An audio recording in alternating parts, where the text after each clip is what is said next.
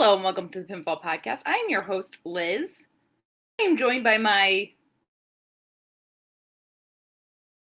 spontaneous, spicy, and overall sensual co-host, Marcus. So is this where I start my ASMR career? Sensual? I mean, you've done ASMR once or twice before. I have. You were good. I did a Spider-Man ASMR that just ended up being a joke. I also... Which, as somebody who listens to ASMR, I listened to that and I was like, those tingles I feel? And then you hear, it's pizza time. So I settled into this. I really thought, I was like, damn, I got situated pretty fucking quickly today. And then I realized I don't have any fucking water, so Oof. yeah. I've got 3 drinks and all of them are alcohol. I had a seltzer can that I left out because I made my cocktail with it, and now I don't know where it is. Wait. I do have water.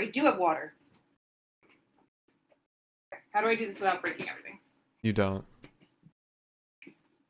Boop, boop, boop, do, sham. Water. Man, I'm going through that phase. I'm going through what I with my personal mental health trials and tribulations. I like to call this my Christmas mania. Dude, Christmas is coming up. I'm about to give some fucking gifts. I'm feeling just high as a goddamn kite right now. Aren't you thrilled? Don't you just love the Christmas season? Bah You just feel a little humbug. fucking Christmas elf. Bah humbug. Like tinsel in my fucking soul. Yeah, that's why it doesn't fucking... Old ticker doesn't work quite well. Yeah, the little ticker? Tinsel. Yeah, man, I'm feeling good. I am in a position right now where I might not have anything to do for the rest of the fucking week as far as work is concerned. We got this podcast, we got Wednesday's podcast, we have nothing else for the rest of the fucking week. Which is gonna be weird and actually probably is gonna throw me, but I'm really fucking excited. Yeah, me too. But shall we jump into the news since we have a pretty long episode today? We also have a lot of fucking news. Oh boy. Because, we missed a lot of... I only looked back a couple days. I think, back until Friday. Mm-hmm. I mean, we missed Thursday, Friday, up until Sunday. Or up until today. So... but yeah, let's jump into the news. Let me just real quick pull up I've got a couple of articles bookmarked because I didn't feel like typing them all out. I've also knocked over like 41 fucking things today, so that's where I'm at. Honestly, if I don't have... Also, do you like broke out my green sweater? I think I'm going to wear my red dress on Wednesday. Very fun. For somebody who celebrates Hanukkah, I feel like I get pretty fucking hard into the Christmas time. Mm-hmm. I think I go in on it. You all should see. She really goes hard in decorating. Right after Thanksgiving. I have Christmas-fied everything. I hate Thanksgiving, so I like to just decorate everything. And then I start Christmas shopping in like September. So news? Sure. Alright, so let's start with some sad stuff. First thing is first, Kevin Green passed away. I thought we would see an in memoriam. But he was a WCW wrestler. He also was an NFL Hall of Famer. Passed away at the age of 58, which is just fucking terrifying. But he worked alongside Roddy Piper, Ric Flair, Kevin Nash, Scott Hall, Syxx, So big name. Very sad that somebody like that could pass away at 58. But that was important to note. In addition to that sad news, we also have Billy Graham has been hospitalized. I'm trying to look up the specifics of that. I thought I saved that article, but I clearly didn't. That was reported, I think, either yesterday or today. Hang on. Let's not push the Wi-Fi too hard here. Sorry.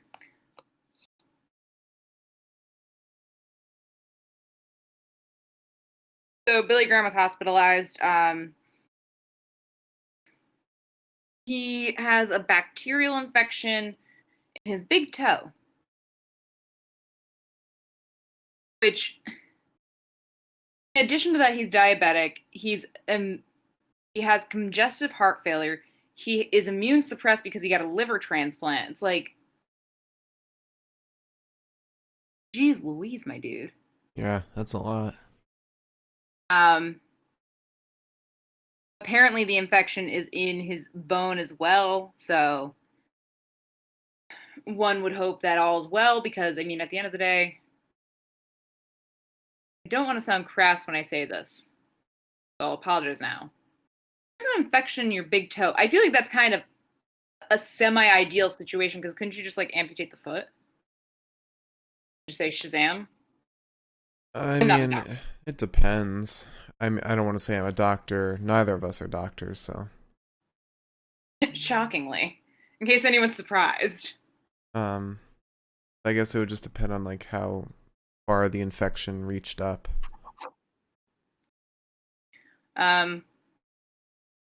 Luckily, his wife noticed the infection, actually. And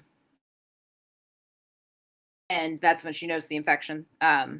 She was changing something of his, like, as far as, like, medical equipment, and noticed infection. So kudos to her. So hopefully he does well. If she hadn't done that, I guess she just never would have fucking noticed. So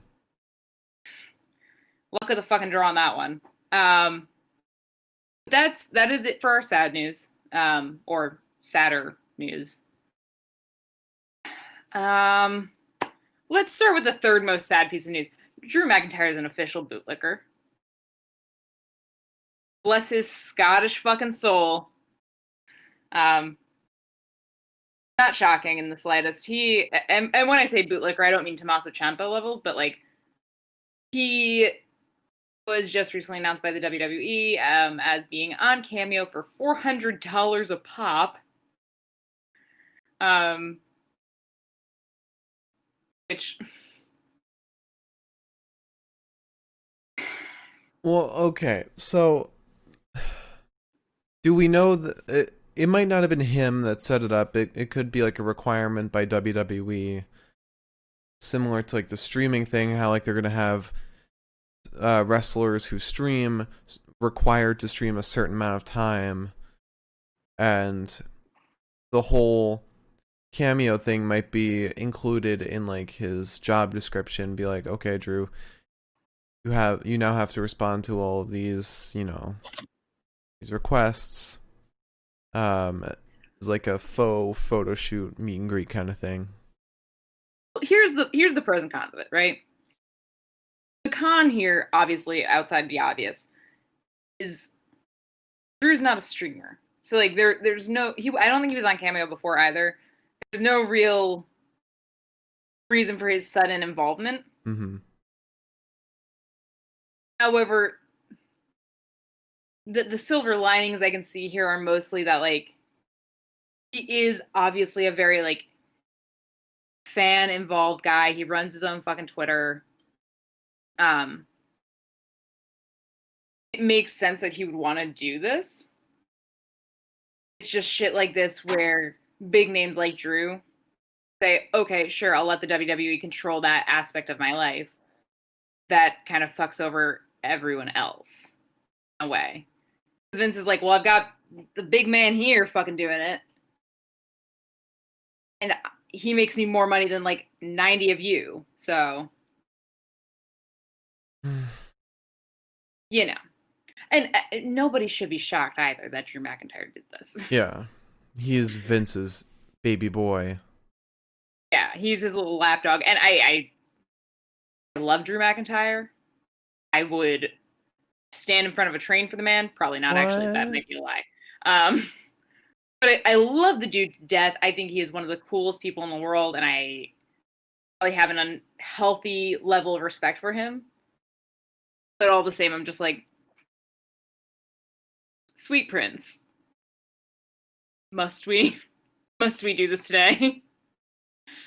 Anyways, if you get $400, please go ahead. Get yourself a fucking Drew McIntyre cameo.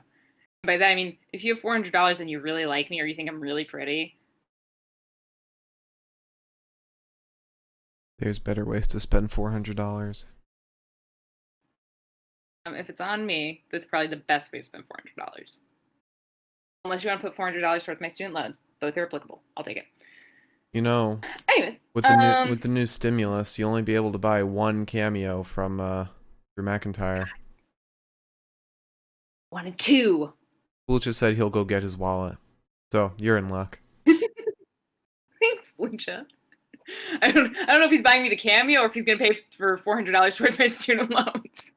Either way, it's probably a horrible investment, but I appreciate it. Yeah, either way. So, oh God, let's see. So the WWE is interested in both Dragon Lee and Rush from Ring of Honor right now. And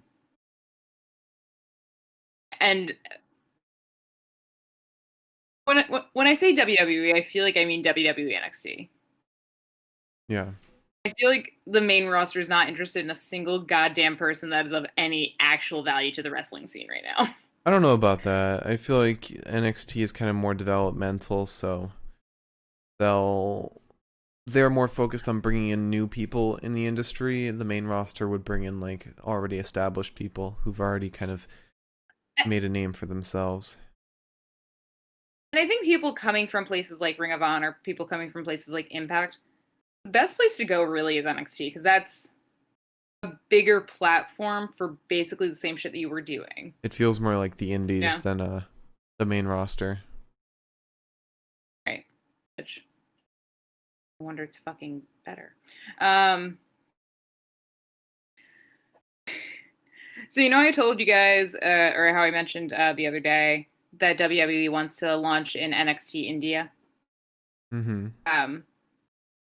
There's word that Jinder Mahal might be involved in that as well, and frankly, I'd just rather Jinder Mahal be involved in, I don't know, coming back to the main roster. Well, if he does get involved in that, he probably won't wrestle, because in the same way Kyrie's involved in the WWE Japan.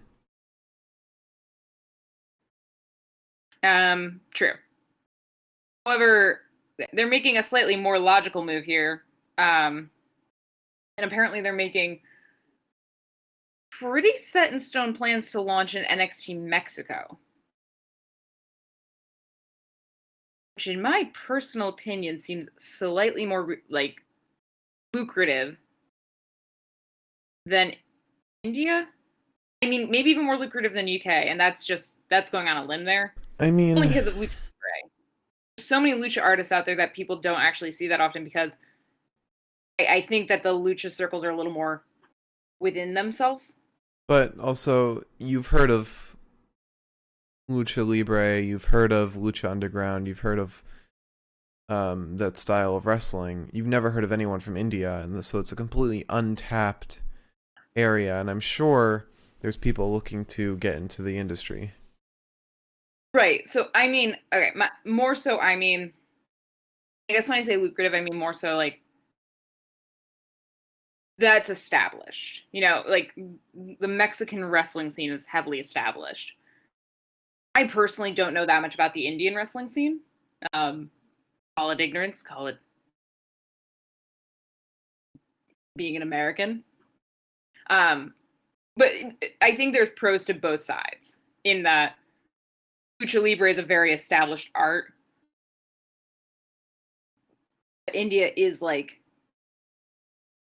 not a market that a ton of people are coming from to mainstream wrestling from. So, I mean, like, what is it? There's the Singh brothers, there's Jinder, and Indus Sher. I mean, things can change. Right. I'm just saying that's 5 people and only 2 of them have something sort of going on right now. But I think what their intention is to bring in more people to diversify. That's what I'm trying to say, is that even in the WWE, as broad as it is, there's only, I think the Singh brothers are probably getting the most business right now, if that. So it is definitely a market that we don't look into very often. Mm-hmm. And with that said, the WWE might have a new faction forming. Oh boy. Yeah. So they trademarked a name, and this I think is one of the articles I saved because I wanted to read back what the trademark actually says. But they trademarked something just recently called the Collective. And the trademark itself was filed with the following description: wrestling exhibitions and performances by a professional wrestler and entertainer rendered live and through broadcast media, including television and radio, and via the internet or commercial online service, providing wrestling news, blah, blah, blah, you know, where you're going to watch this. And when you consider the fact that the term the Collective is multiple people, but that makes me wonder, isn't Shinsuke and Cesaro's fucking team name the Artist Collective? I think so, yeah. So, I mean, Wrestle Talk I usually trust with news, but do you think maybe they're just like actually gonna brand the 2 of them now? I don't think so. I don't know. I just can't think of who would join a fucking faction at this point. Unless Ricochet has like his like White Knight anti-retribution faction or something, but who would be in that? Could be Corbin and the boys.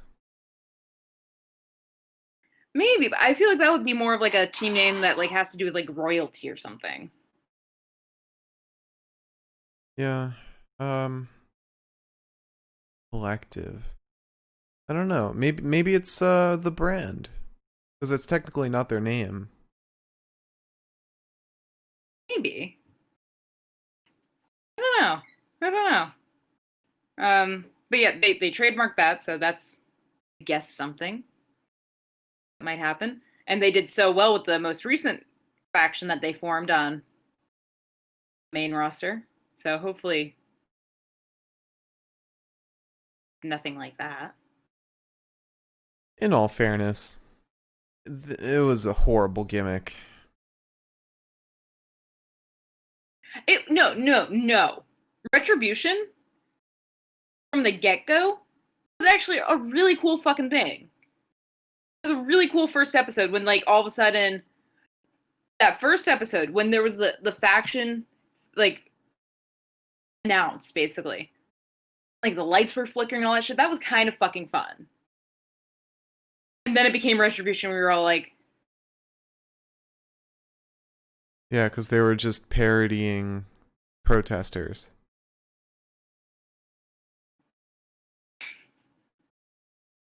Remember how I thought fucking 3MB was coming back, or like a reformation of like something pertaining to 3MB, because they were like, "Oh, we hear loud music coming from like this dressing room," and I was like, Shane McMahon, the man of my fucking nightmares, brought back 3MB. No wonder. But nope, it was just Raw Underground and the strippers. Rest in peace, Go-Go Dancers. We never saw you again. Yeah. Hope they still have work. Shane's got a lot of money. Finally, the interesting little thing came out from Alex McCarthy of Talk Sport talking about how USA Network is fucking pissed because Raw's tanking, and it's no wonder because it's a 3-hour fucking show. I cannot imagine who the hell wants to stay up through 3 hours of fucking Raw if they don't have to on a Monday goddamn night. If we did not do this podcast, I would not be watching TV that late. Watching like Hulu or something, but still. But apparently the USA Network, as a source told Alex McCarthy, that they are furious. They want more adult content, not sexy adult, but dark and violent adult. And I said, is that why y'all set a man on fire during the last pay-per-view? Probably. And then we followed that up with shoving AJ Styles' head into a bowl of eggnog, so I don't know if they're really heeding that suggestion. Maybe more swearing. Somebody said pissed today, didn't they? They always say pissed. No, that was Corey last night. Yeah. I think that they're probably gonna eke that out with whatever the fuck Cedric ends up doing, and with what am I thinking of? Randy and the Fiend, I guess. We might just start seeing more hardcore wrestling, more classic wrestling like they do on AEW. I just don't want like a resurgence of blading. I don't want that to be what they mean when they say dark and like gritty. I mean, it's one thing you can't really encourage. You can't be like, okay, now Braun, just take out the blade and slice yourself. Or tell Drew, hey, so when we get like 20 minutes in the match, just cut your wrists, okay? Just bleed out. To be very well, I mean, AEW's gotten shit recently-ish. Not like in the last like month, but they've gotten shit for being too dangerous. Mm-hmm. That's something that I have yelled about multiple times. So it's like, I also don't want to see people being like, well, I gotta do something big and scary, so I'm gonna just fucking launch this dude and break his goddamn neck. Like, I don't want to see that. I almost saw a man die tonight. I didn't like it. I mean, it might also just mean darker storylines. I'm cool with darker storylines. Everything's way too frilly right now. I need something that makes my like soul feel a little dirty on the inside. Like, ugh. I want someone to be called a slut. Exactly. All right. More news you got? I got nothing else. Okay. I have nothing else for you tonight. Let's get on to the matches and promos for this long ass episode. My God. Dude, you have your work cut out for you tonight. You So have much. a lot of promos. So much happened tonight. That's why I thought about letting you fall asleep, and I was like, I'm not doing these promos. I'm not doing it.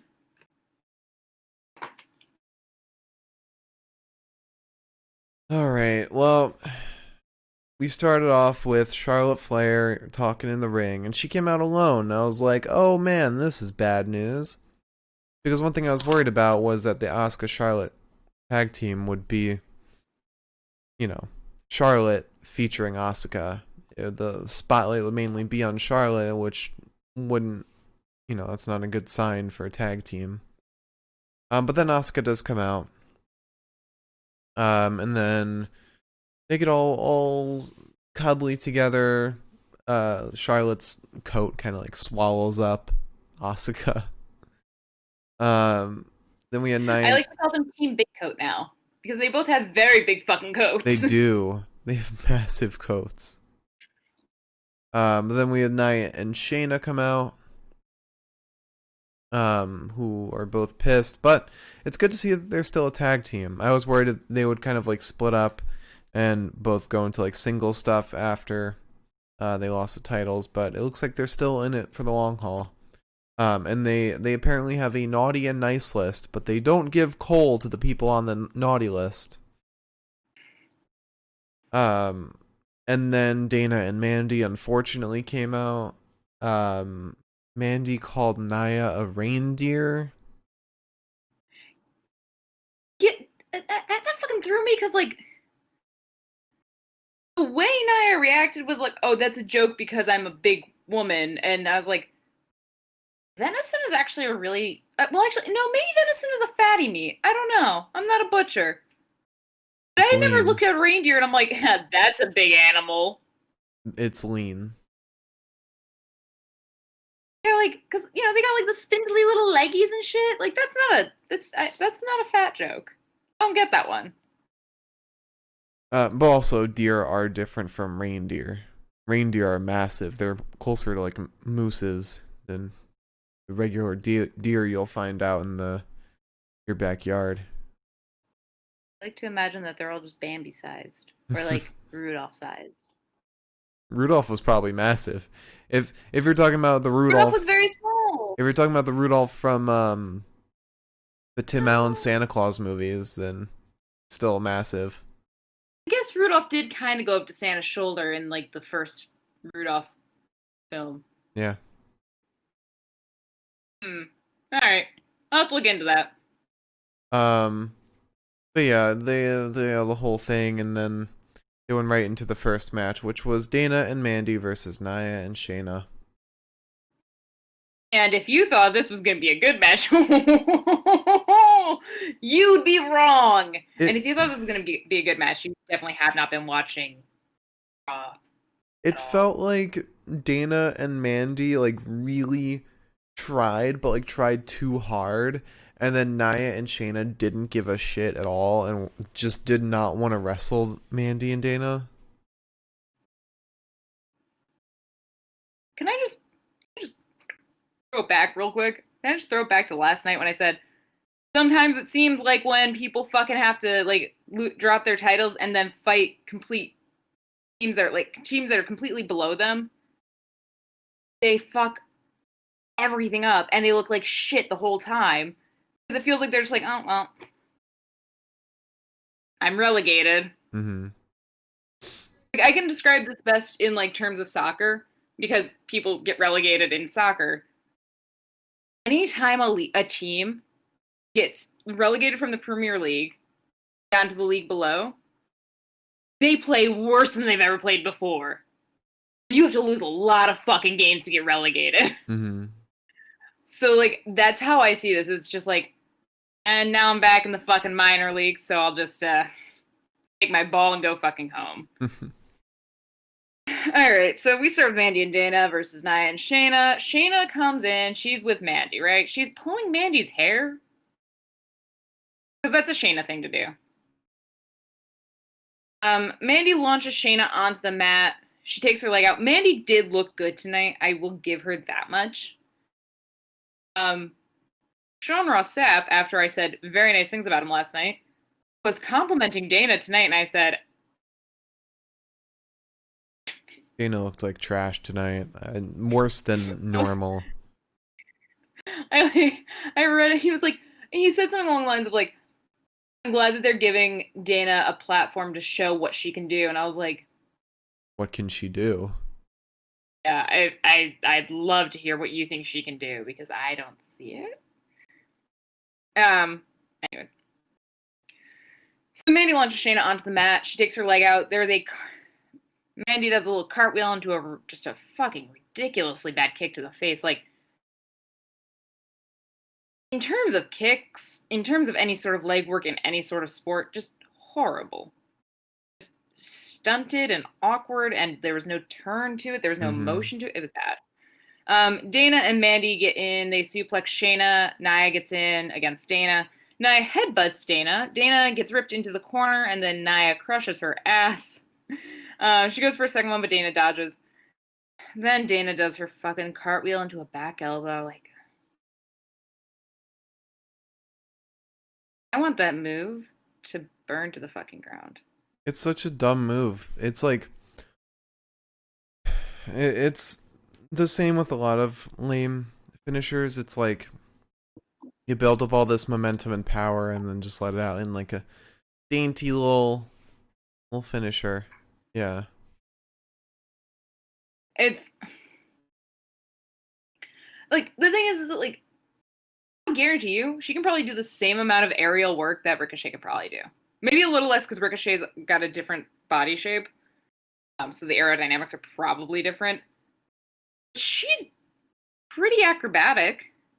Mm-hmm. So why can't she do the cool shit that he does?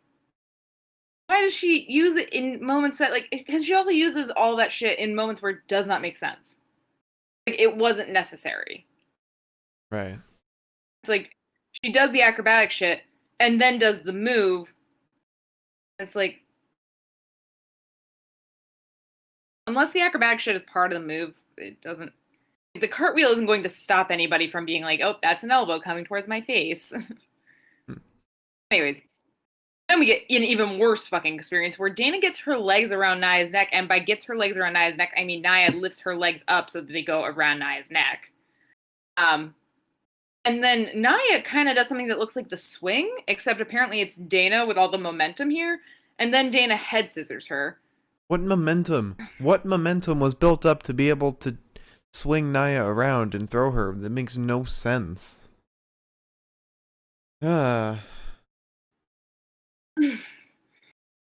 Spiders crawling at my back. Mandy and Dana go off the apron to crossbody Nia and Shayna. It was the cringiest shit I've ever fucking seen. It was so out of sync. It looked horrible. Anyways. The only redeeming factor about this match was Asuka being just so absolutely fucking adorable on the fucking sidelines.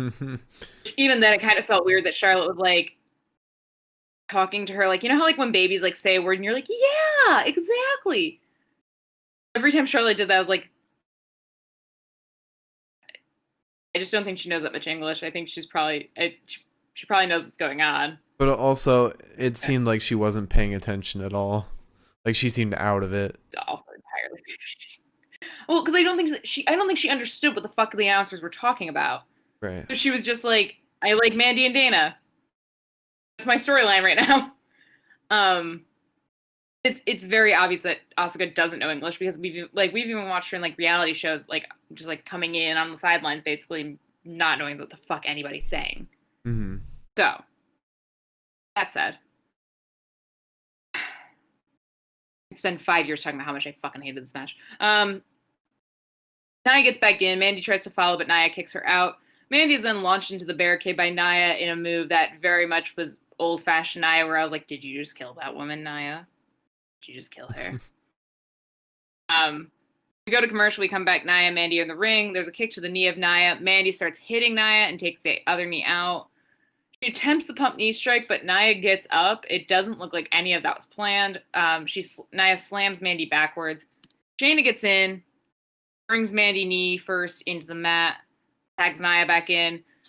Nia starts stomping the knee around a little more. There's forearms to the face of Nia. Nia clubs Mandy. She goes for the leg drop, but Mandy moves away. Mandy then pushes her backwards. Shayna gets in because Mandy pushes her back towards her corner. You're not supposed to do tag team wrestling. I'm not even fucking tag team wrestling. I know that's not what you're. Anyways, Shayna takes Dana off the apron. She clotheslines Mandy all over the fucking place. She suplexes her. There's a back elbow to Shayna from Mandy, and then a pump knee strike to Shayna, getting Dana tagged in. Dana goes off the top rope, sentons Shayna. Nia pulls Mandy off the apron. There's a knee strike to Nia off the apron from somebody. I don't remember who. Then Dana does her little cartwheel shit. Still doesn't make sense ringside. It just doesn't. It's the stupidest shit I've ever seen. Anyways, Mandy tries to get back in. Shayna kicks her in the face. Shayna then gets rolled up by Dana. She gets free, goes for the elbow stomp, but Dana pushes her backwards into the buckle. We get a Kirifuda clutch on Dana. She fucking taps in 5 seconds. And then Shayna and Nia start teasing Charlotte and Asuka. Mandy dropkick Shayna, and then she and Dana throw Nia out of the ring.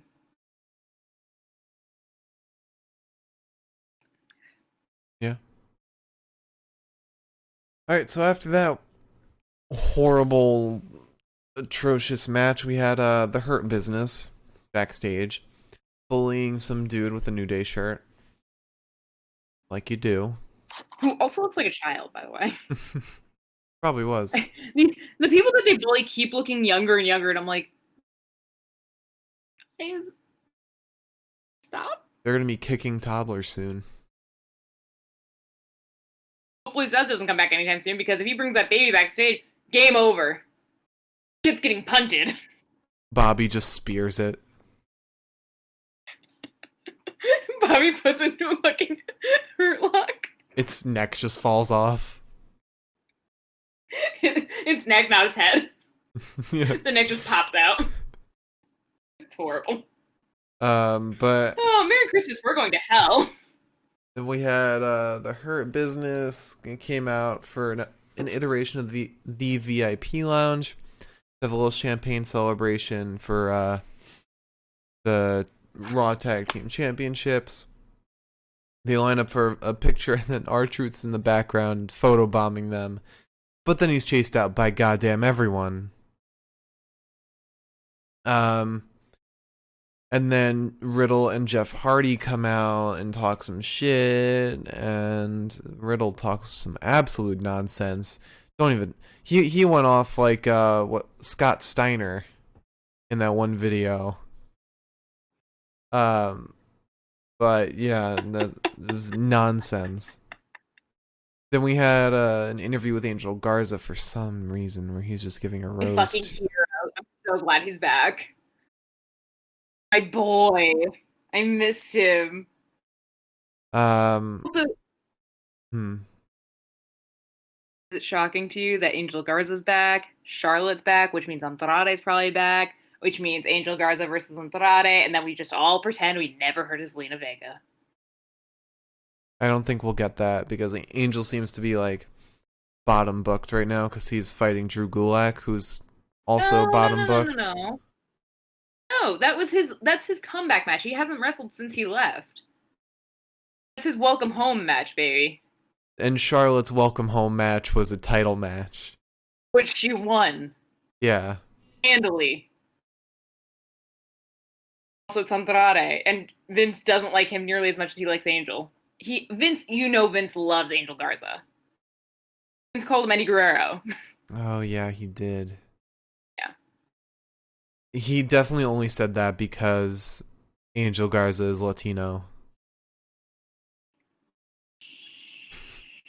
Just let him push the man. But then we had Drew Gulak versus Angel Garza. And Liz, would you like to talk about this? I love my new Tony niece. Oh. Sad, but true. So yeah, Angel versus Drew. Very happy that we have Angel Garza back. Really was missing him. I think he's exactly what the Raw's singles roster needs right now. Because we've had the same fucking guys in every fucking position that we could possibly put them in. Mm-hmm. It's so exciting to have somebody back. Your eyes look so insanely blue with the way the light's hitting them. Anyways. So Angel does his signature ripping the pants off, and I said, yay, we're back.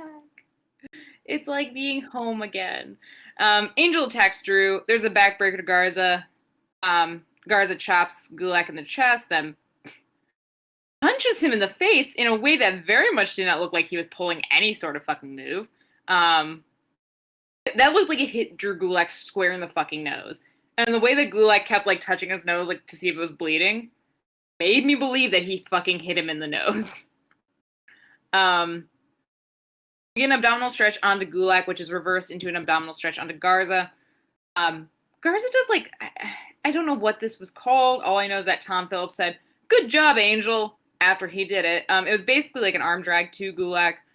Garza then kicks Gulak in the jaw. There's a super kick to Gulak, and then a wing clipper to take Drew out and to win his first match back. Which, in defense of this booking, I did literally just say when I was talking about who is it on NXT that just fought? Oh, Carrion. I did just say, like, it doesn't make sense to bring back, like, this heavy hitter of a guy and then put him against some weak schmuck. Like, that's a stupid thing that they like to do, and I hate it. Mm-hmm. So I can't really complain about this being kind of a stomp. Yeah. Because at the very least, I'm like, well, I know Drew Gulak's a good fucking wrestler, so. Yeah. I'll let it slide. But after that, we had an interview with AJ Styles. I have no idea what this was about, so I'm going to skip right over it. I forget entirely what was said. Then we had Miz TV, where AJ walks out and starts yelling at The Miz, saying that The Miz cost him his title, and goes on like this whole tirade. But then The Miz starts demanding his Money in the Bank contract back because technically he didn't cash it in. John Morrison did. How about they just didn't write in that he cashed it in the first place, and they're probably doing this because there's so much backlash about him using the contract and it not meaning anything. Just annoying because it's like, just fucking get rid. The suitcase is not going to come to any fucking use. We know it. Mm-hmm. We all know it's not going to come to any use. Just fucking give up. Let's wait till next fucking May or whatever it is. I don't care anymore. I don't care. Yeah. I do not care about the Money in the Bank contract. Like, of every fucking berth that people have right now, as far as titles or, like, advantages, that is the one thing that is so far down on my fucking list. I don't care. Unless, like, he turns around and he's like, I'm gonna use it for something else. Then maybe I'll be like, oh, that's crazy. But until then, it's like, this just means that we're gonna have Miz going after Drew for the next, like, until fucking March. I think the last time that the Money in the Bank contract was actually put to use was, I think it was Super Showdown, when Seth ran out and cashed in on Brock. I think that was the last time it was used and won. Hold on, let me... Bailey use it to get her title? I might just be talking about men's. Oh, here. Money in the Bank cash-ins, complete list of successes and failures. Alright. Oh wow, it started in 2005. Alright, 2019.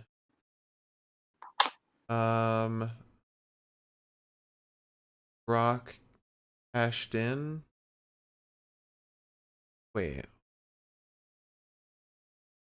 Okay. Wait, I'm confused by how this is laid out.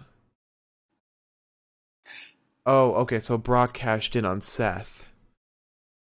Bailey cashed in. All of like the women's ones have been like the night of their cashed in. And Bailey's was cashed in at Money in the Bank 2019. I remember now. Braun cashed in at Hell in a Cell.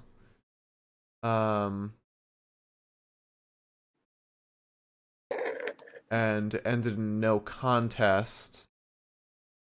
Alexa Bliss cashed in at Money in the Bank in 2018. Corbin cashed it in and lost. Carmella cashed it in on SmackDown. Dean Ambrose cashed in 2016. Papa. And he won. That was the last time that... So 4 years ago was the last successful cash-in that we got. But that's the one reason why I feel like after how much time we've spent since the brand split, since the draft, which was when? September? No, it was October. Okay. It's been 2 months now. With this tangential feud between Drew and The Miz, and if I have to wait even until fucking Royal Rumble somehow, I'm gonna have a conniption. Mm-hmm. I'm gonna lose it. Because I hate long-term feuds like that aren't, like, for any reason. outside of the obvious. I cannot do 1 more month of Drew doing whatever the fuck he's doing, and then the Miz sitting on the sidelines like, I could cash in at any point. It's like, all right, just fucking do it, dude. Please. I don't care if you take the fucking title or not, just get over it. I'm tired. TLC would have been the perfect time to use it successfully, but then after he demands the contract back, Drew comes out and starts talking about the nightmare after TLC and starts reciting something on a very illegible piece of paper. And then Sheamus and Keith Lee come out. They continue to recite whatever the fuck Drew started. Then a whole brawl ensues. Drew's tossing shit out of the ring now because he's addicted to that. And then Sheamus lines up a bro kick. And then AJ Styles knocks Keith into Sheamus, knocking him off balance. And then we start to see again Sheamus being horrible in a team. Starts getting pissed off at Keith. Some infighting ensues. And then we move on to some arguing backstage between Sheamus and Keith. And then Drew breaks it up, tells Sheamus to cool off, and then has kind of a one-on-one with Keith. Oh my god.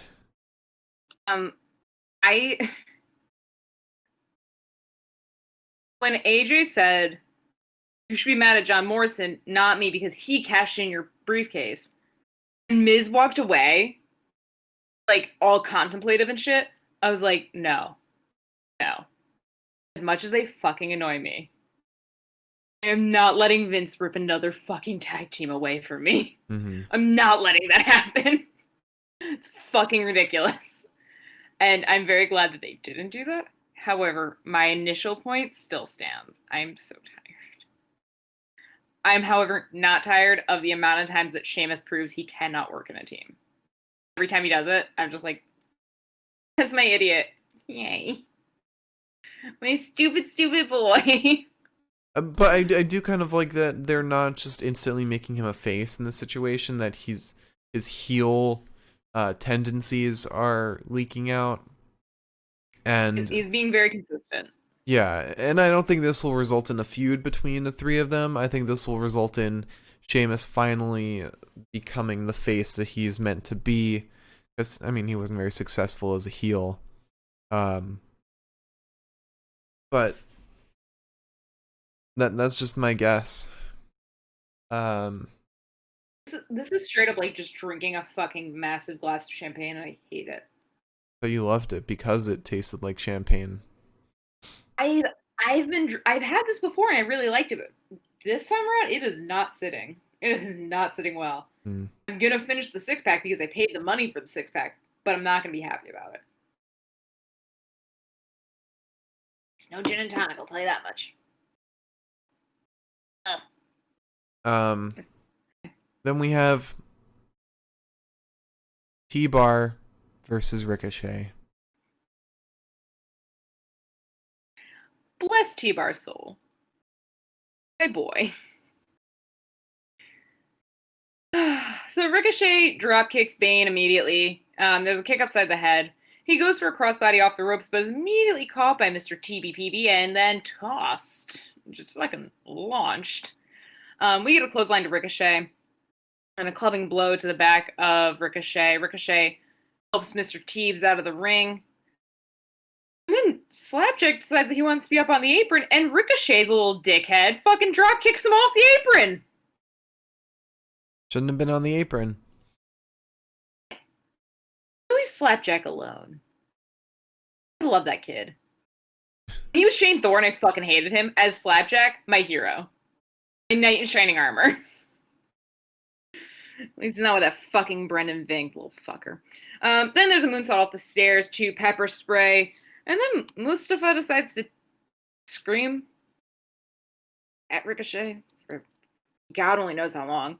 Until Ricochet's dead-ass body becomes reanimated and he just punches the shit out of Mustafa. Mustafa. Mustafa. I tried to pronounce it every single way you could possibly pronounce that name at once. Bar then gets Ricochet up onto his shoulders like a little fucking mink stole and knocks him over his fucking knee to win. And then screams into a microphone at the dead Ricochet. However, T-Bar's mission statement, I guess, for retribution, at the very least, I was like, all right, you know what? I believe in you more than I fucking believe in Mustafa.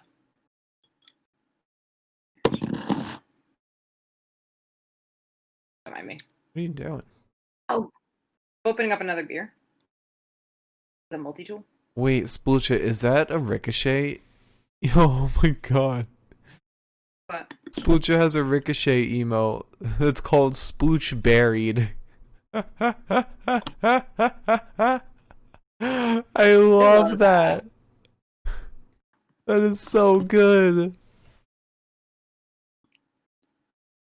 Oh, it's perfect.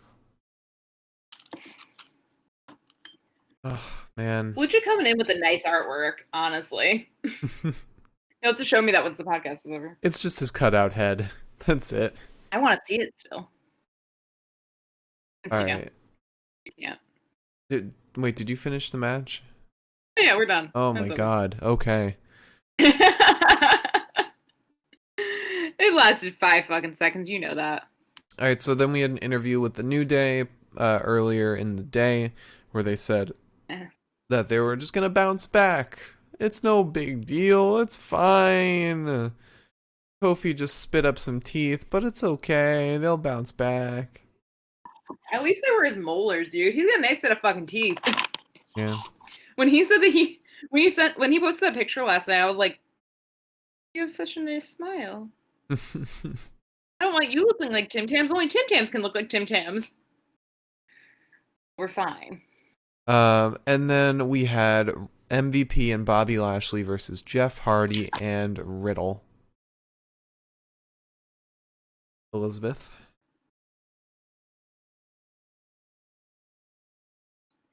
Jeff Hardy really just wants to break his fucking back. Yeah. He's desperate. I don't think this man is taking into account the fact that as an addict, or as a former addict, if you break your fucking body like he used to, he's not going to get the painkillers that he used to get. He's going to be in a world of hurt. Yeah, especially being as high profile as him. Yeah, like, he's going to be in fucking pain, dude. Anyways, Jeff Hardy starts against Bobby. Immediately, before the bell's like even rung, goes after Lashley with some double axe handles to the back over and over and over again. It's Riddle in. There's a sleeper on Lashley, and Lashley immediately gets Matt Riddle off his fucking back and just starts sending forearms into the poor little fella. MVP gets in. It's just like a maintenance check, basically, to make sure Matt Riddle stays down. Lashley gets back in. There's a neckbreaker to Riddle. Riddle manages to get some kicks in on Lashley. He gets Hardy in.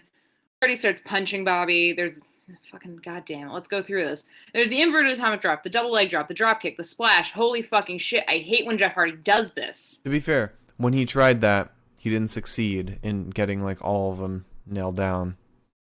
He got the splash. The splash was the last one because the splash is when he goes into the cover. Oh. I just saw him go into the cover and I was like, oh, okay, he's not doing the whole set, but I guess I was wrong. I think he sometimes substitutes between the drop kick and something else. I can't remember what. However, it's still shit. Okay. Anyways, get Riddle in. We get the... It's gonna fucking hurt me to say. Fucking broichi. Yep. Didn't think it hurt me like that, though. We get the broetry in motion. It's fucking stupid. And then the inverted... Sorry. It has potential, but I think that the Jeff Hardy's part of the execution does need to be worked on a little bit. But I can see it being a really cool move. Both of their team offenses need work. They're very messy. They have potential, but the thing is that it's like both of their team offenses are just Jeff Hardy's moves. with Matt Riddle like kneeling or vice versa. Mm-hmm. Not really like I like it more when it's a new move, basically. Yeah. Anyways, aside from the criticisms, I got plenty more. So we then get an inverted atomic drop to MVP from Jeff, and then an assisted floating bro. Same shit, different day, to MVP. We get some hard drop kicks to Lashley, and then Riddle kicks MVP. Hardy versus Lashley after the commercial break. Hardy goes up top, and oh my god, I kind of thought we saw a man die today. Because Hardy goes up top to the top fucking buckle. And Lashley goes to push him, which normally in that position, it would probably end in Lashley pushes him off as he's trying to stand, and he lands crotch first on the buckle. That's normally how that shit goes. Instead, Hardy wasn't looking the right fucking way in the moment. Lashley pushes him. He's only got his feet on one side of the buckle at that point. So instead of landing on the buckle, he falls off and goes shoulder blade first into the edge of the fucking stairs. Which, if that was a spot, if that was a genuine bona fide fucking spot, congrats, Jeff Hardy. You scared the shit out of me. I thought you died. You did great. It's what I think it was. And by that I mean a fuck up. Jeff Hardy was like an inch away from sending his cranium into the fucking corner of the stairs. Yeah. So, yeah. USA wanted fucking dark and violent. Let's have a fucking death on TV.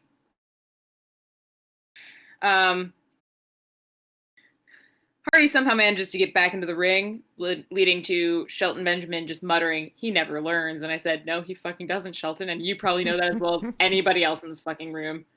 After how many fucking years? Like 17 years in the WWE? Bobby then goes to target that left arm that Jeff Hardy fell on. MVP gets in, does the same shit. Fucking just kills Jeff Hardy. He smashes his head into his knee. And then we get the fucking ball and elbow. There was no excuse for Raw to remind me of that fucking move tonight. Like, I didn't need that. I forgot that was one of MVP's moves. And it's the same as the fucking Five knuckle thing shuffle, that Kofi does. People's elbow, Kofi's thing. Except, like, at least Kofi's thing is, like, screaming, like, the name of his tag team. MVP just goes, "Ballin'!" And I said, no. To be fair, he came up in the Attitude Era, which is the same time as the People's Elbow and all those really weird gimmicky moves that didn't look cool, really. Right, so I would understand that if MVP had been put in a cryogenic chamber between Attitude Era and now, and then was released and thawed out for this match, but he wasn't. I mean, he has been. Yeah. Oh. I hope he sends Mr. Disney my regards. Just kidding, that man's a Nazi. We've been seeing this whole time VIP, not MVP. It wasn't until this match. They just look so similar. It wasn't until this match that we got MVP, because remember we had VIP Lounge? You make points. I will never forget when we first started watching again.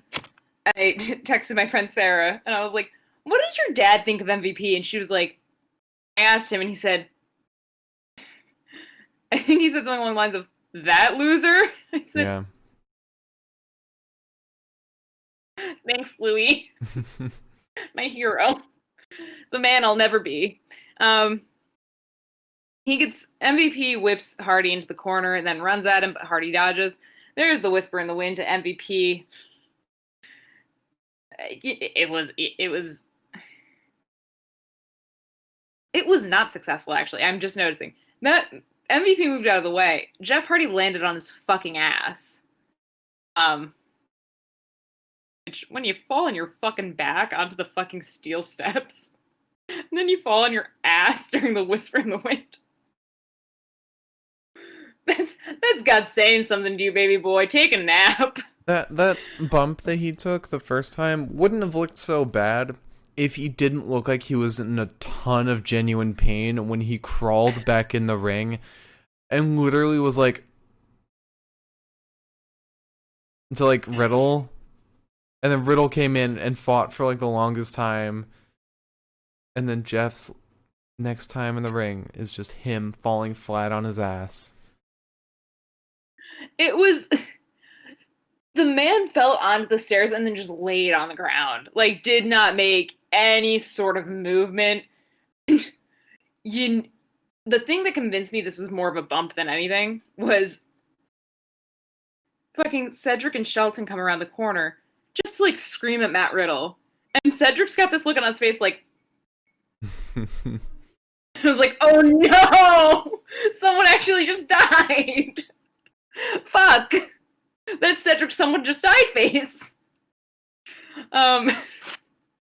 Too bad he didn't have that face when he fucking knocked Slapjack out. Jesus Christ. The mere image of Slapjack just folding in on himself. Oh, I know. Anyways, wrong match, wrong day. So Riddle gets in, he kicks MVP upside the head. Cedric comes up to the apron to distract. It doesn't matter. There's a senton to MVP and then a fisherman suplex bridge to MVP. Lashley comes in to break up the pin. He gets the tag in. There's a flatliner to Riddle. And then the stalling suplex is attempted, but Riddle wiggles free. You get a pump kick to Lashley. Jeff Hardy gets back in. God bless his soul. Oh no, he did manage the Whisper in the Wind. I'm sorry, I misread my notes. He managed the Whisper in the Wind. But for the last 5 seconds that he was in, Hardy went up to the top rope again. MVP tried to interfere. It didn't work. No, I'm still wrong. I have minor moments where like I put my sentences ahead of each other. Mm-hmm. The little clicker up there is just, it's not wired right. He still fucked up the Whisper in the Wind, folks. I'm sorry again. Hardy went up to the top rope, though. MVP tried to interfere. It didn't work. Swanton bombs onto Lashley. And, you know, if it were a fair world, maybe Bobby Lashley would have just laid the fuck down. But no, he got back up, put the hurt lock on the man who just fucking broke his shoulder blade into a fucking set of steel steps. And Jeff Hardy manages with all his fucking might to tap out, but Bobby's got his arms up so high that Jeff Hardy can't. I missed him tapping because he literally only tapped because his hands were like down, and as Bobby like swung around, he went really quick on his like fucking side. I didn't even know he tapped. I thought they just rung the bell because he just went limp. I think he tapped. I think I could have sworn he tapped. But one way or another, just the way that like his arms are built, the way that Bobby Lashley was holding him, there was no way for him to like reach his head and tap or something like that like normal people do. It was like, oh, Jeff Hardy, dude, I don't know what you did, but like someone's not happy with you on this day. Oh, man. Anyways, and Jesus fuck. We have only more craziness next because we have Randy Orton, the Viper, comes out. I have some shit to say about this promo. Okay. Afterwards. Yeah. He gets in the ring, starts talking. He seems pretty good. He hasn't slept, which is kind of troublesome. He says That's just one day. He says he killed the Fiend and he won't be coming back. And then the lights all go out. But instead of a red light coming on, a purple light comes on.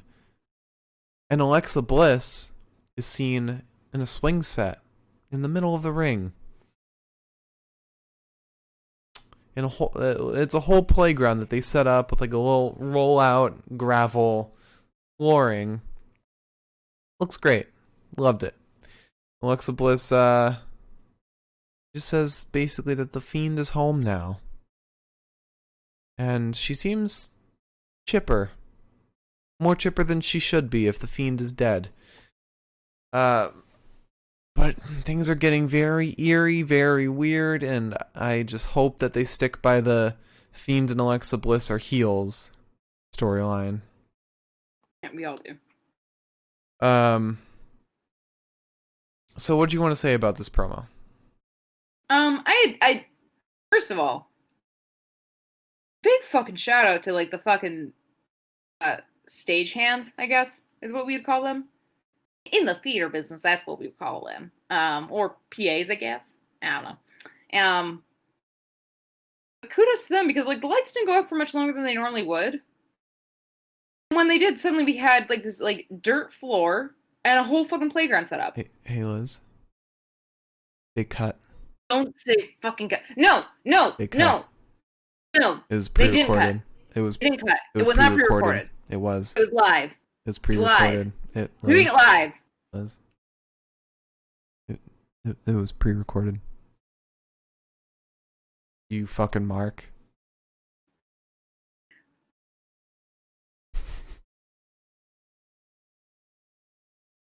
Oh, you're the biggest Mark that I've seen. But to be fair, I haven't seen many wrestling fans, so. Spoolter just gave you a frowny face. It's the Christmas season. Can we just suspend disbelief for like maybe 10 minutes? Nah. Not with WWE. I'd quicker believe in Santa than believe that Vince McMahon can orchestrate a quick set change. Fair enough. But yeah, I mean, in the same vein of what you're saying, props to like the production design for like how really interesting that looked. The purple light was sick. The whole setup was really cool. Props to Byron for not understanding what Alexa Bliss meant when she said, "He's down there now." And I said, "Byron, baby, she means hell." Because Byron was just like sitting there like, I thought she meant like the Firefly Funhouse. I mean, if we're going by our belief of the Firefly Funhouse being under the ring, then yeah, that's what she meant. But also, just as easily, you could just assume that she meant hell. Yeah. Byron did not have that thought was not going through Byron's head whatsoever. My dude was just sitting there lost in translation. I said, "That's fair, baby boy. You have your day." Bless his fucking soul. I love Byron so much. My stupid son. But unfortunately, we went from that goodness to Peyton and Lacey right before their match against Charlotte and Asuka. And it's basically they ask for this match to happen. They're still kind of infighting, but it very much seems like this tag team is here to stay, even if they're pretending it's not. I'm so sad. I feel so bad for Billy and Peyton. It makes me so sad. I feel sad about it too. But then we have Charlotte Flair and Asuka versus Lacey and Peyton. Glad we got one good Charlotte match before it all went to shit. We get Peyton versus Asuka. There's a shoulder tackle to Peyton. Lacey gets in. Asuka lock on Peyton, but Lacey pulls Asuka off. Lacey then takes Asuka's legs out. Peyton gets back in. Lacey goes up and Peyton tags in. And then we have one of those moments where it's like, you could still finish your move. Just finish the fucking move. And then you do one. That fucking hard. But Peyton tags in. Peyton starts kicking Asuka. And then she goes up top. And then Lacey tags in. I'm still just sitting there like, just fucking jump. Just fucking jump. What's stopping you?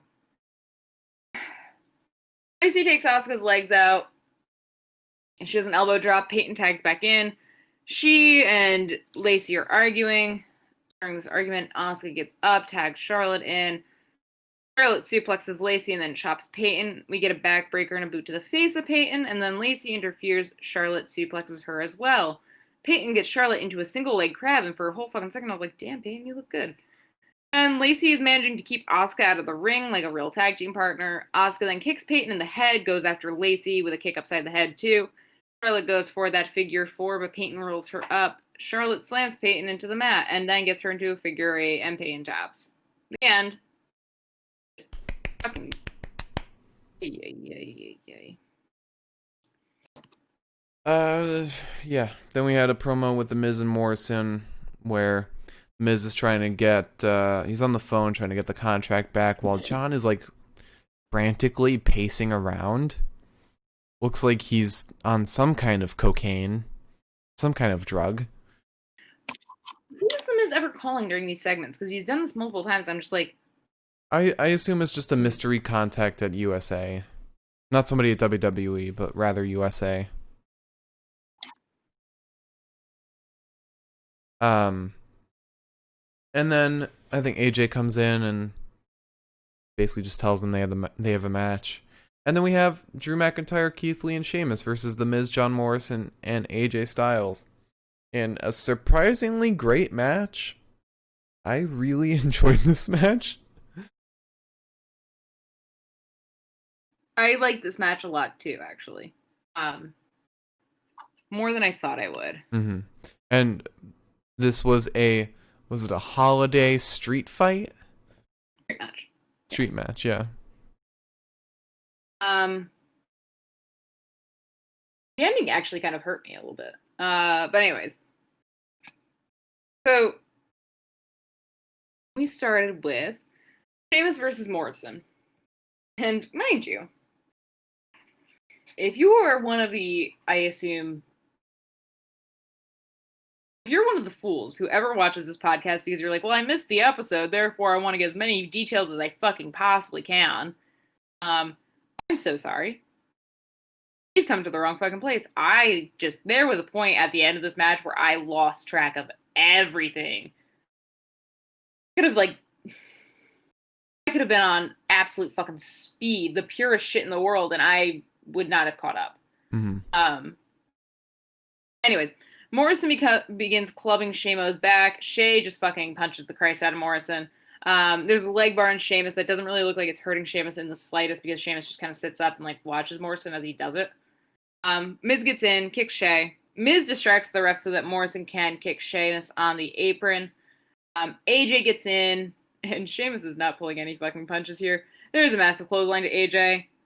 Morrison gets back in. Miz holds Shay against the buckles as Morrison punches him, which I'm pretty sure is not actually... Well, no, nothing is illegal because it's a street fight. Never mind. I lied. Morrison tries for a takedown and...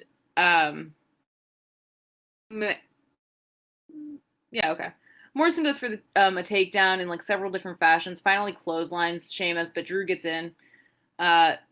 He and Sheamus decide they're just going to tear the groin of John Morrison in half. Morrison is then slammed headfirst into the buckle by Drew. And then Drew McIntyre chops Morrison so hard that for the literal rest of the match, Morrison has the reddest fucking 5-star I have literally ever seen in my life.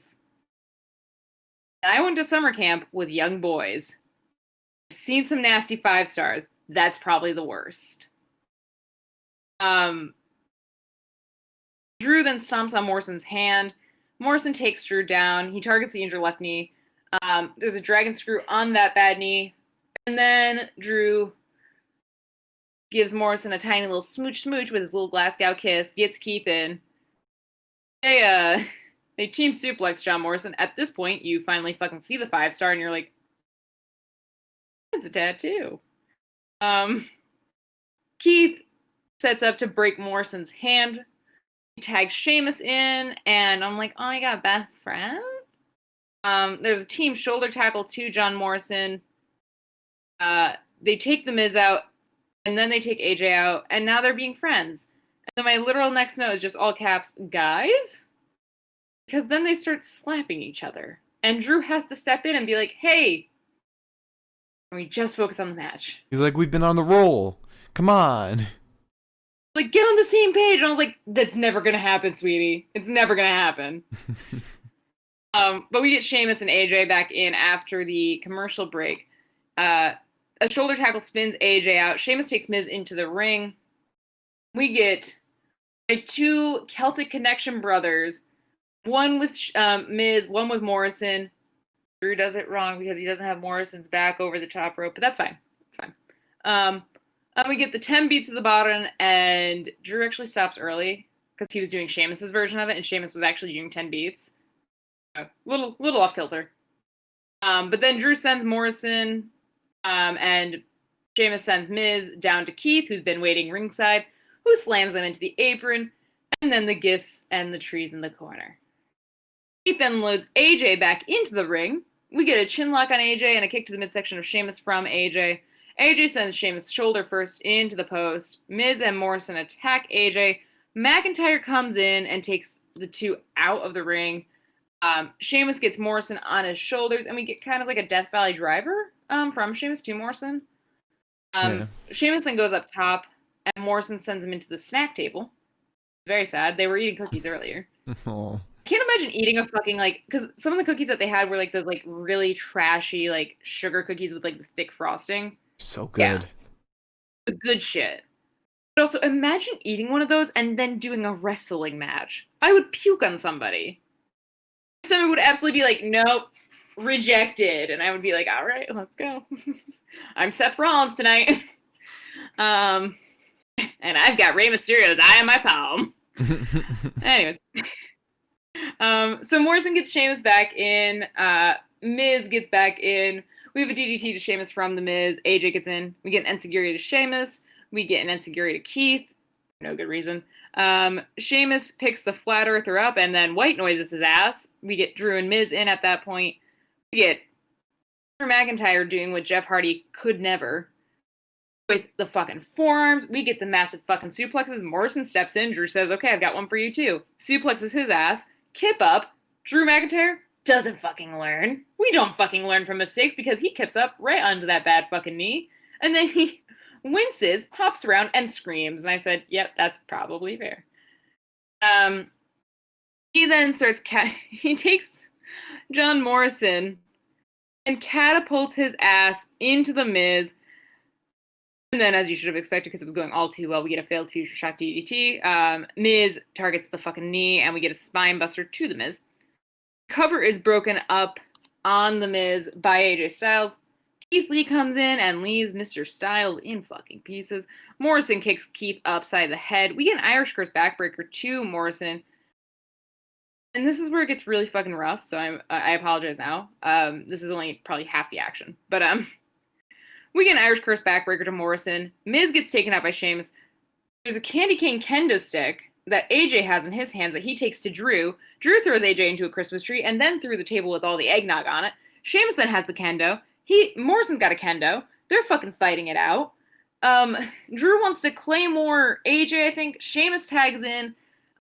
They go for, it looks like maybe they're going to like do some teamwork.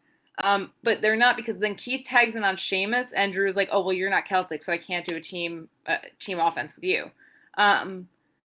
Keith sends Morrison into Omos, who then picks him up like a little baby, and Morrison's like, hi, you're on my team this time. This is great. And Omos says, no, I'm not on your team ever. And then he throws John Morrison into the table, which I said, I love you, Omos, so much. You are my boy.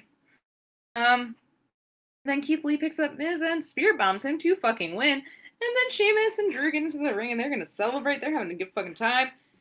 And then Sheamus Brooke kicks Keith. And Drew stands there. Sheamus looks like a fucking child, by the way. Sheamus looks like a child who just did something horribly fucking stupid, knows he did something horribly fucking stupid, and now his father's like, why the fuck did you do that? Drew's just fucking pissed. He's like, I vouched for you. I told Keith that you were a good guy. I told Keith this wasn't going to fucking happen. Now look. Now we look like assholes. And Sheamus is just sitting there with a fucking straight face, like looking sad as shit. Drew's hurt. I'm sad. Oh, Drew or Keith?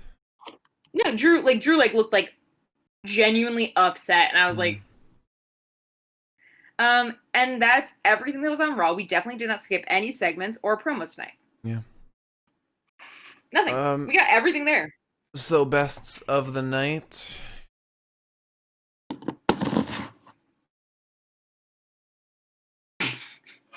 Yeah? Yeah? I missed that. What happened? I committed to the bit way too hard. I completely missed what... Do it again. Did you? Oh my god. Does anybody know what happened? Because I completely... I was looking away when that happened. Oh my god. Oh, let me give you a play-by-play real quick. I made my little comment about us not having missed a single aspect of anything that happened on Raw tonight. And then for the bit, I just chugged my beer. I did not realize how full my beer was. And suddenly my beer came out all over my fucking face. And I kind of waterboarded myself. Very cool. I cannot believe I missed that. Well, you can watch it again when you go to post those on YouTube. Hell yeah. Oh, hey. Alright, so bests of the night? Yeah. Just was offering cats some beer. No, don't do that. I mean, you know, Mark and I give our cat a cocktail a night. No, we do not. No. It's funny, actually. Cats, animals, or rather, I know, like, I've heard a lot of stories about dogs that, like, drink alcohol. Not that that's good for your dog. You should not give your dog alcohol. Please don't. But I've heard a lot of stories about dogs that, like, will just, like, drink a beer if it's around or, like, knock it over and then drink it. One time I was at my dad's house and I was talking to him and I had a cocktail because I think it was around Christmas, so I was, like, staying at his place. And his cat, Ronnie, who's a fucking asshole of an animal, jumped up on his coffee table and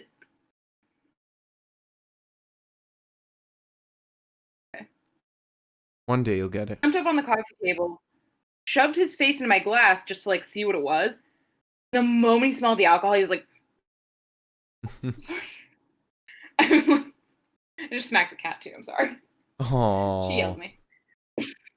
But, like, he jumped back, like, what have you tried to do to me? And I was like, it's my drink. Don't go near it. Promo of the night? Yeah.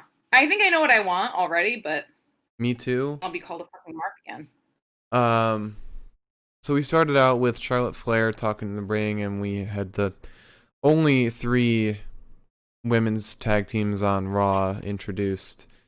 Then we had a promo with the Hurt Business bullying someone. That was kind of lame because it's kind of the same thing we've been getting. We had the VIP lounge, which was decent. The Angel Garza interview. Oh my god. AJ interview. Miz TV, which Miz TV was alright. It was pretty good, especially with the Nightmare after TLC. Cute. Especially with fucking Drew's napkin notes that were written definitely in Sharpie. Yeah. Then we had Sheamus and Keith arguing backstage. The New Day interview. And then we had Randy Orton in the ring with an appearance from Alexa Bliss. This was actually, like, really well done. I really like this a lot, and I cannot wait for Alexa Bliss to just take a nice RKO. I cannot wait. It pains me because it's like they've definitely made Alexa Bliss into, like, basically a little, and I'm like, oh god, that, like, oh, cringy. And at the same time, I'm like, but Alexa Bliss, She's doing such a good job, though. she's so good at it. And also, like, I was attracted to her in the first place. Like, putting her in a fucking denim overall dress isn't going to stop me, but, like, at the same time, now I feel like a bad person. She's got her fucking playground. I'm like, I have to go take a shower. This is wrong. Like, I feel like a bad person now. Then we had the lame Peyton and Lacey interview. Then we had, yeah. They're playing into my fucking the deepest part of my soul here because they're doing the fucking thing where Alexa Bliss is, like, talking shit to men that are 5 times her fucking height, and I'm like, it's my dream. Shit were me. To be fair, she's not really talking shit about them. She's just talking She's up. threatening. She's talking up the Fiend.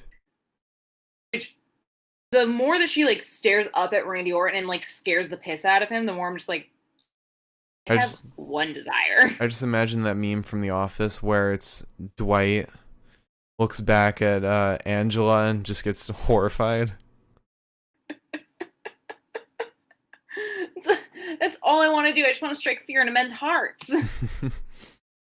But yeah, we had the lame Peyton Lacey interview, and then we had the lame Miz and Morrison interview. So it's no secret. My pick for promo of the night is Randy getting scared by Alexa Bliss. Yeah, that was what I was gonna pick too. Because I really liked how fast the stagehands moved to move all the props in to the ring at the right time. Thanks.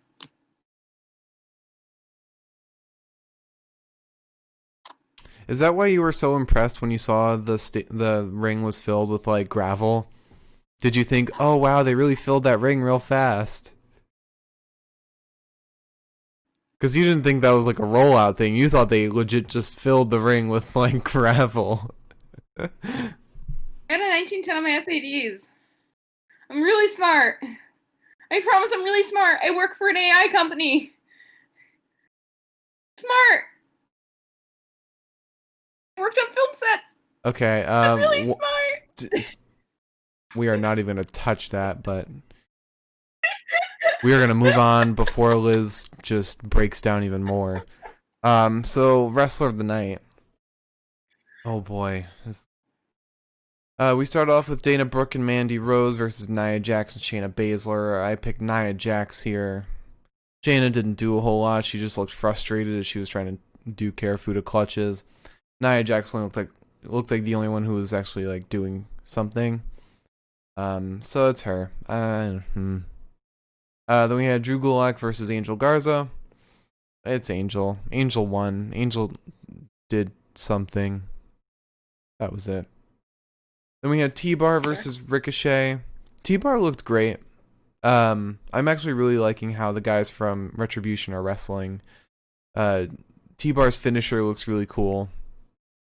And I think his finisher, the Mace's finisher, are both really cool. I forget what Slapjack's finisher is. But yeah, T-Bar looked fantastic.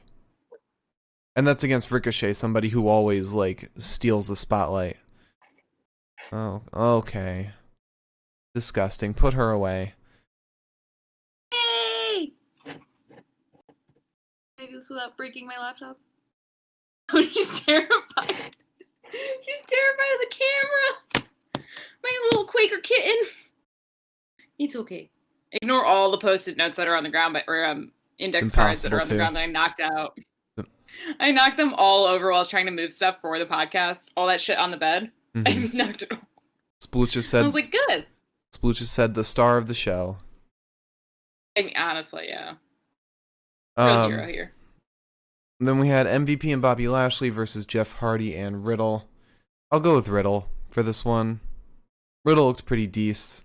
MVP didn't look amazing. Jeff Hardy he looked bad. And not like the Dana Brooke bad, but like he looked like he was having a hard time. Yeah. Bobby looked pretty good too, but I think between him and Riddle, I think Riddle was the better of the two. Really, I would have chosen Bobby. You think so? Yeah. I mean, neither of them would really be my overall pick anyway, so it doesn't really matter. Then we had Charlotte Flair and Asuka versus Lacey Evans and Peyton Royce.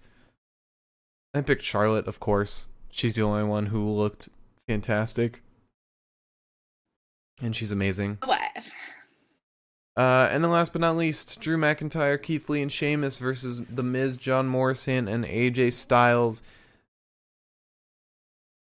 You might disagree, but I'm going with Sheamus for this match. Oh. Sheamus looked outstanding. I mean, the fact that his white noise looked awesome. He the 10 beats of Bauer always look fantastic, and then the fact that he pulled off as big as he is, 10 or not. as big as he is, pulling off a Death Valley driver is impressive as hell. And I feel like he really sold like his character today more than anyone else. I mean, Drew was still great, but I think if we're comparing Drew and Sheamus was the highlight of this match. I do, again, like, as you said earlier, and I didn't really notice I liked this before until you said it. But the fact that, like, they aren't having Sheamus compromise on his character at all, Mm-hmm. um, despite being brought in by a face, I really like that. I think that that's awesome. I think that's how it should be, because I think that there's room in this world for faces and heels to get along and just not to like vibe in the ring together. Mm-hmm. You know? I think there's a lot of room for that, and I'm really happy that we're getting to see that with Drew and Sheamus right now. Yeah. I think it also adds a lot to Drew's storyline too, because Drew gets to be the fucking disappointed parent. Yeah. But so overall, my pick for the Wrestler of the Night for tonight. I didn't even click transition for the promo of the night. There we go. You saw the Raw logo for like 5 Is the Raw logo seconds. still up there? No. It disappeared 5 minutes into the podcast. So Wrestler of the Night, my pick. Took you a while to register that. I'm sorry. Pick for Wrestler of the Night tonight. The what now? Wait, what segment are we talking about now? Sheamus.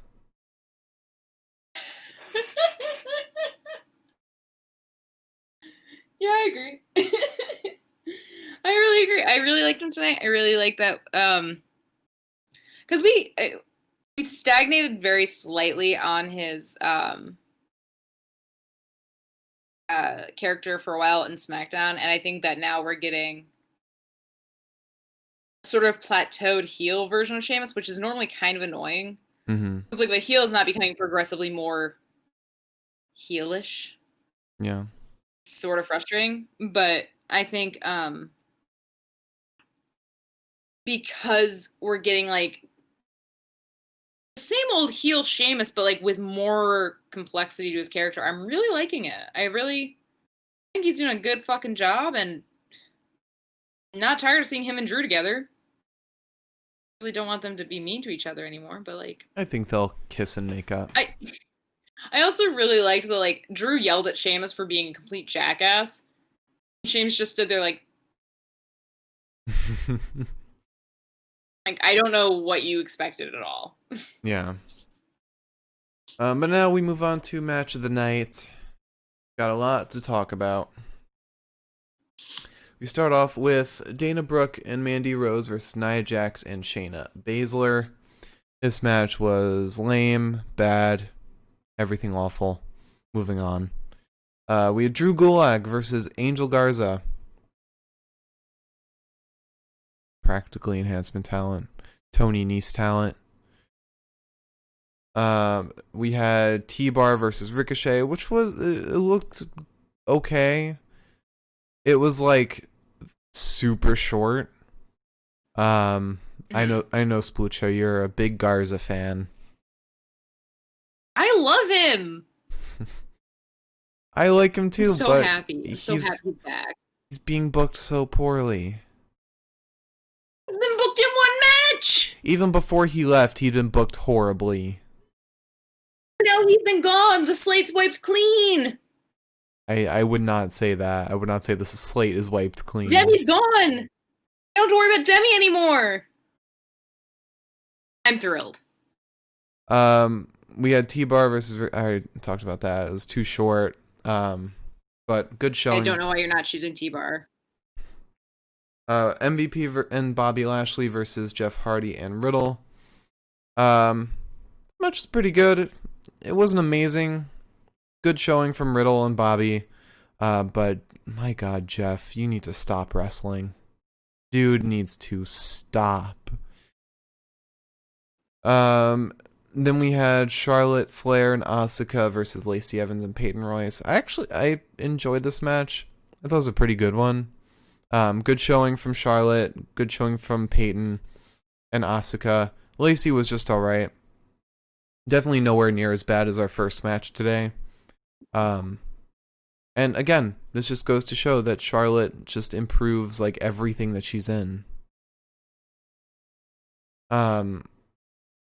So yeah, I enjoyed this match a lot. Then we went into the main event: Drew McIntyre, Keith Lee, and Sheamus versus The Miz, John Morrison, and AJ Styles in a holiday street match. This match was so much fun. It was great. It was a perfect mix of great fighting along with great character work. The whole storyline going into this, where none of these teams can even can even get along at all, is fantastic. The use of Almost was great, just carrying off John Morrison. This my God, this was so good, and it was a great use of like all the stuff on the sidelines too, without it being like a TLC match. Also, almost like grabbing John and John being like so happy because he's like, "You're on my team this time, so that means you're not gonna hurt me." And then almost just being like, "Nope." I love him. Ugh. I understand, like, maybe we could be using Jordan to, like, I don't know, be a wrestler, but, like, with Braun gone, who the fuck is he gonna wrestle? I mean, I'm happy with the way he's being used. I'm happy with him not being a wrestler, just because you can have people in the WWE who aren't wrestlers, and I feel like him being just this imposing figure is good enough. Like, he's serving his purpose and doing it well. He's not taking the spotlight away from AJ at all, but he's still like a crucial character. Yeah, I like him a lot. Especially more than I liked him when he was the fucking bouncer or the ninja. Yeah. But, so, my pick for match of the night tonight on Raw, December 21st, 2020, is Drew McIntyre, Keith Lee, and Sheamus versus The Miz, John Morrison, and AJ Styles in the Holiday Street match. It's interesting you would say that. Are you going to try and pretend like it's Because, not your pick? I mean, here's the thing for me personally. Start typing it out. You're such a jackass. I really like this match. I think that we get a lot of theme matches nowadays where it's like it's a street match, but they use a kendo stick and that's about it. Yeah. And like maybe a steel chair. But I liked that, like, quite literally every corner of shit. Kind of was hoping that we'd have a John Cena moment where like somebody would like unwrap one of the gifts and it'd be something. Mm-hmm. But I mean, every corner that was decorated got fucking destroyed. Can we also acknowledge when John Morrison just threw the gift at, I think it was Sheamus? Also, the candy cane kendo sticks were John and the fuck was it? Sheamus. John Morrison and Sheamus were they had the kendo sticks and John Morrison fucking blocks at one point. He was like actually like using sword fighting. He held it up like this, like using like an actual fucking sword. I was like, wow, is this fucking Star Wars we're watching? Like the kendo sticks were very like outside of AJ using it on Drew.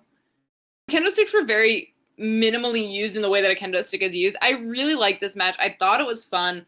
And I thought that a lot of times like WWE trying to be fun, especially in light of the holidays, kind of goes awry after a certain point. You know, throwback to 90% of the Halloween Havocs that have ever existed. It doesn't really always work for them. I thought that this worked really well. I thought that this was an awesome match, and it was fucking fun. Yeah. Even though, like, taking the notes on it made me want to fucking rip my hair out. I liked it. And plus, we got some character development. And people were complaining because they were like, why are we having, like, an actual tag team in, like, a match like this? And I was like, because it's fun. Yeah. Because we're just having a good time? I don't know. Does everything have to be for a fucking reason? And also, AJ Styles throwing the cookie at the guys. It hit Keith and, like, ricocheted off of him. It's like, it's fucking professional wrestling. Relax. You had a playground magically appear in a ring. Like, calm down. This is get fun. so fucking antsy over this shit, and it's just like, I don't know, man. Like, if I'm watching 3 hours of fucking wrestling, I'd like to have a little goofing around after a certain point. Yeah. Also, fucking Drew McIntyre grabbing the cookie while he's talking to Sheamus and just eating it and then spitting half of it. I was like, wait. That was a great match. I was happy. I was thrilled. So to run it back, our promo of the night, Randy scared by Alexa will eventually RKO her. Wrestler of the night, Sheamus. Match of the night, Drew McIntyre, Sheamus, and Keith Lee versus The Miz, John Morrison, and AJ Styles. What else hair I have? Remember when I cut all my hair off and now it's just long again? No. Okay, cool. Good talk. So, anyways. Thank you for tuning in. We will be back on Wednesday. Despite all the fucking odds, we will be back on Wednesday. We'll be here to talk to you about Christmas time NXT. And I think we should have a little fun with Wednesday's podcast. I think that we should try to make it kind of Christmassy. Kind of pleasant. Outside of how our podcasts normally are, unpleasant and miserable. I think I don't know. We'll have to figure it out. I'll be dressed in red that time. And my green right now. Get it because it's Christmas. Green and red. Oh, God. Whatever. We will not be back, though, on Friday. We're not doing the Christmas podcast, unfortunately. Sorry. I don't feel bad. I feel more bad than I should, only because we missed last Friday. But maybe we might end up live tweeting the matches at least. So it's we're there in spirit. But you know what? Hang out with your family. Or if you don't want to hang out with your family because of coronavirus, hang out with your walls or something. I don't know. Hang out with your walls? I don't know. What do you... Anyways, but thank you for tuning in tonight. And if you didn't tune in tonight, but you tuned in the future, thanks. Merry Christmas. Happy Chrysler. Maybe Merry New Year's. I don't know. Merry Crisis. Yeah. Merry Crisis. I'm excited for 2021 because God knows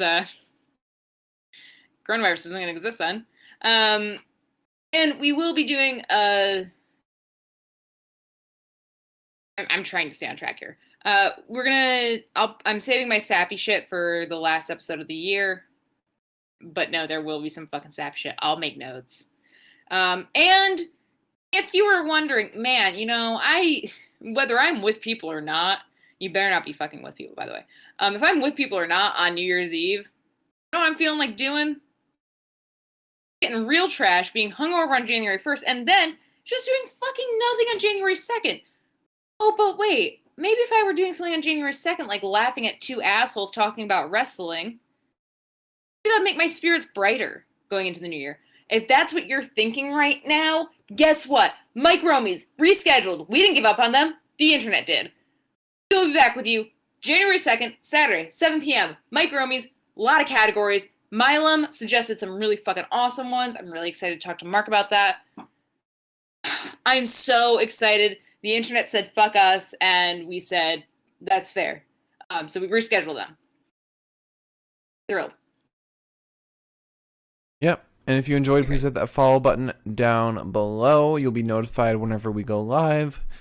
And check us out.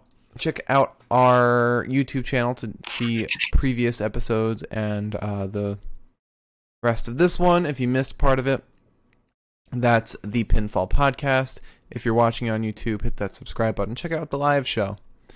Follow us on Twitter at Pinfall Podcast. You'll be notified whenever we go live, as well as see our picks for wrestler and match of the night in case you miss an episode. And we also like to live tweet a lot of shit. It's fun. Follow our personal Twitters. I'm at the Mark Cameron. Liz is at Eliza Elaine23. Check out my personal Twitch, twitch.tv/Mark Cameron. And check out the Universal Pokemon Federation on YouTube. Alright, that wraps everything up. Have a good night, everybody. We'll see you on Wednesday for NXT. Best night of the fucking week. Let's not lie to ourselves.